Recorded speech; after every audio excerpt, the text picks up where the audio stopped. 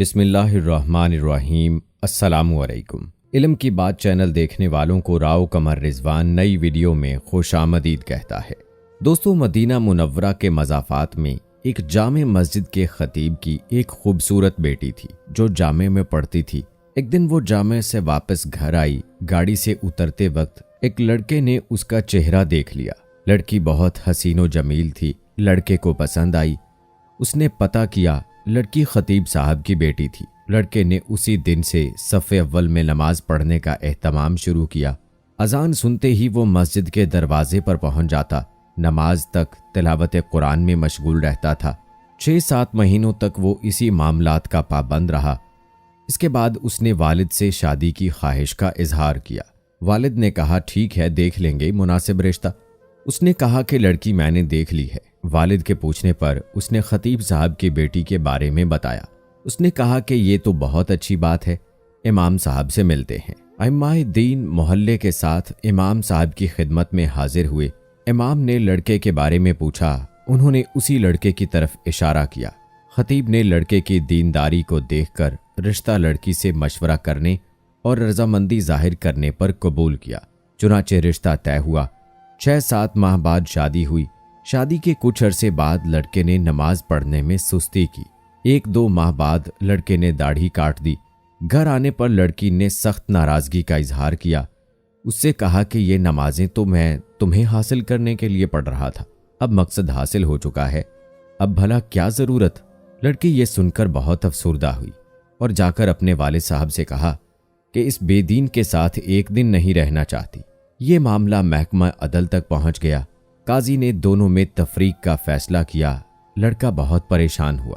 اس نے بہت کوشش کی لیکن لڑکی کو دوبارہ نہ پا سکا۔ اس کے بعد اس لڑکے نے ایک جادوگرنی سے مدد حاصل کرنے کا فیصلہ کیا۔ جادوگرنی نے بڑی رقم ادا کرنے کا مطالبہ کیا۔ لڑکے نے سارے پیسے ادا کیے۔ کچھ دن گزرنے کے بعد جادوگرنی نے مزید پیسوں کا مطالبہ کیا۔ لڑکے نے فی الفور وہ بھی ادا کیے اور کہا کہ کام ہو جانا چاہیے، پیسوں کی فکر نہ کریں۔ 1 ماہ کے بعد دوستو، وہ جادوگرنی نے لڑکے کو بتایا آ جاؤ، اپنے پیسے لے جاؤ، تمہارا کام کسی صورت میں ممکن نہیں ہے۔ دوستو، جب وہ لڑکا جادوگرنی کے کمرے میں پہنچا تو وہ جادوگرنی ایک بڑا چاقو ہاتھ میں لیے کھڑی تھی۔ لڑکے نے حیرت زدہ انداز میں پوچھا یہ کیا کر رہی ہو؟ جادوگرنی نے کہا مجھے قتل کر دو ورنہ دونوں قتل کر دیے جائیں گے۔ لڑکے نے کہا میں یہ نہیں کر سکتا، لہٰذا میرے پیسے دے دو۔ اس نے پیسے دے دیے۔ لڑکا پیسے لے کر بھاگنے لگا۔ دیری اثنا پولیس والے نے لڑکے کو پریشان حالت میں بھاگتے ہوئے دیکھ کر گرفتار کر لیا، پیسے ضبط کر لیے۔ لڑکے کے توسط سے پولیس جادوگرنی تک پہنچ گئی۔ جادوگرنی نے پولیس کو کہا مار ڈالو، میں مرنے والی ہوں، مجھے وہ نہیں چھوڑیں گے۔ پولیس دونوں کو قاضی کے پاس لے گئی۔ قاضی کو جادوگرنی نے پوری کہانی سنائی کہ ہم شیاطین کے ذریعے جادو کا عمل کرتے ہیں اور کامیاب ہو جاتے ہیں، لیکن اس لڑکی پر جب میں نے یہ عمل کیا اور شیطانوں سے مدد حاصل کرنے کی کوشش کی تو اس گھر کی حفاظت پر فرشتے مامور تھے۔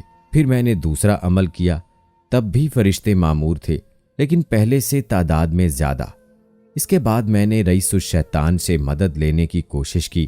اس بار جب وہ گھر کے پاس گئے تو وہاں جبرائیل امین کھڑے تھے۔ اس دن کے بعد سے اب مجھے وہ شیطانی گروہ مارنے پر تلے ہیں۔ قاضی یہ سب سن کر حیران ہوا اور اس نے خطیب صاحب کو بلایا۔ جب امام صاحب تشریف لائے تو انہوں نے پوچھا کہ کیا عمل کرتے ہو کہ فرشتے آپ کے گھر کی حفاظت پر مامور ہیں؟ اس نے پوچھا کیوں، کیا ہوا؟ کیونکہ اس کو پتہ بھی نہیں تھا کہ یہاں کیا چل رہا ہے۔ جب انہوں نے امام صاحب کو پوری کہانی سنائی تو خطیب صاحب نے کہا کہ ہمارے گھر میں صبح روزانہ سورہ بقرہ کی تلاوت ہوتی ہے، اور جس گھر میں سورہ بقرہ کی تلاوت ہوتی ہے اس پر جنات و شیاطین کا اثر نہیں ہوتا۔ نیک خاندان کی حفاظت کے لیے اللہ پاک ایسے انتظامات فرماتا ہے۔ دوستو، سورہ بقرہ کا پڑھنا باعث برکت و ثواب ہے۔ احادیث مبارکہ میں اس کی بڑی فضیلت مذکور ہے۔ چنانچہ حدیث مبارکہ میں ہے کہ رسول اکرم صلی اللہ علیہ وآلہ وسلم نے فرمایا سورہ بقرہ پڑھا کرو کیونکہ اس کا پڑھنا برکت ہے اور اس کا چھوڑنا حسرت اور بدنصیبی ہے، اور اہل باطل اس پر قابو نہیں پا سکتے۔ امام قرطبی رحمۃ اللہ علیہ نے حضرت معاذ رضی اللہ تعالی عنہ سے نقل کیا ہے کہ اس جگہ اہل باطل سے مراد جادوگر ہیں۔ یعنی کہ مراد یہ ہے کہ اس سورت کے پڑھنے والے پر کسی جادو کا اثر نہیں ہوگا۔ نیز حضور پاک صلی اللہ علیہ وآلہ وسلم نے فرمایا، جس گھر میں سورہ بقرہ پڑھی جائے شیطان وہاں سے بھاگ جاتا ہے۔ ایک اور روایت میں ہے کہ رسول اللہ صلی اللہ علیہ وآلہ وسلم نے فرمایا، سورہ بقرہ سنام القرآن اور زرات القرآن ہے۔ سنام اور زرات ہر چیز کے علل و افضل حصے کو کہا جاتا ہے۔ اس کی ہر آیت کے نزول کے وقت اسی فرشتے اس کے جلو میں نازل ہوئے۔ دوستو، اگر سورہ بقرہ طوالت کی وجہ سے روزانہ نہ پڑھی جا سکے تو کم از کم سونے سے پہلے سورہ بقرہ کی آخری 2 آیات ضرور پڑھ لینی چاہیے، کیونکہ حدیث مبارکہ میں ہے کہ جو شخص رات کے وقت سورہ بقرہ کی آخری 2 آیات تلاوت کرے گا تو یہ 2 آیتیں اس کے لیے ہر قسم کی آفات سے بچاؤ کے لیے کافی ہو جائیں گی۔ جی ہاں دوستو، سورہ بقرہ قرآن کی چوٹی ہے۔ رسول اللہ صلی اللہ علیہ وآلہ وسلم نے اس کی تعریف یوں فرمائی ہے۔ امام ترمذی کی وساطت سے حضرت ابو ہریرہ رضی اللہ تعالی عنہ سے مروی ہے، ایک حدیث میں رسول پاک صلی اللہ علیہ وآلہ وسلم نے فرمایا، قرآن کا کوہان سورہ بقرہ ہے۔ اس میں ایک آیت ہے جو قرآن کی آیات کی مالک ہے، یہ آیت الکرسی ہے۔ دوستو، یہاں یہ بات قابل توجہ ہے کہ اگرچہ سورہ بقرہ قرآن کا سرچشمہ ہے، لیکن یہ قرآن کی بہترین سورت نہیں ہے۔ قرآن کی سب سے عظیم سورت سورہ فاتحہ ہے۔ اگرچہ یہ سورہ قرآن کے اندر بہترین سورت نہیں، لیکن اس میں قرآن کے اندر بہترین آیات موجود ہیں، اور قرآن کی بہترین آیت آیت الکرسی ہے۔ ہر فرض نماز کے بعد آیت الکرسی کی تلاوت کرنا، جو کہ ایک وقت میں 5 مرتبہ ہے، آپ کو جنت کے قریب تر رکھتا ہے۔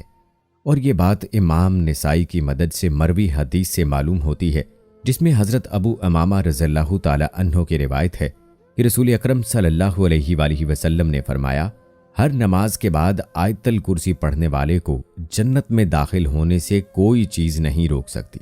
اور دوستو، ایک جیسی 2 آیات جن کے ساتھ سورہ بقرہ ختم ہوتی ہے، رات کے وقت جس میں آپ انہیں پڑھتے ہیں، تمام برائیوں کے خلاف آپ کا دفاع کرتے ہیں۔ حضرت ابو مسعود رضی اللہ تعالی عنہ کی روایت سے امام بخاری رحمۃ اللہ علیہ کی طرف سے بیان کردہ ایک حدیث میں رسول اکرم صلی اللہ علیہ وآلہ وسلم نے فرمایا، جو شخص سورہ بقرہ کی آخر کی 2 آیات رات کے وقت پڑھے گا وہ اس کے لیے کافی ہوں گی۔ اس طرح دوستو، کوشش کریں کہ وہ آیات رات کو پڑھیں، اور اللہ کے فضل سے آپ اسی وقت ڈراؤنے خوابوں اور بری کارروائیوں سے بچ جائیں گے جب آپ سو رہے ہوں گے۔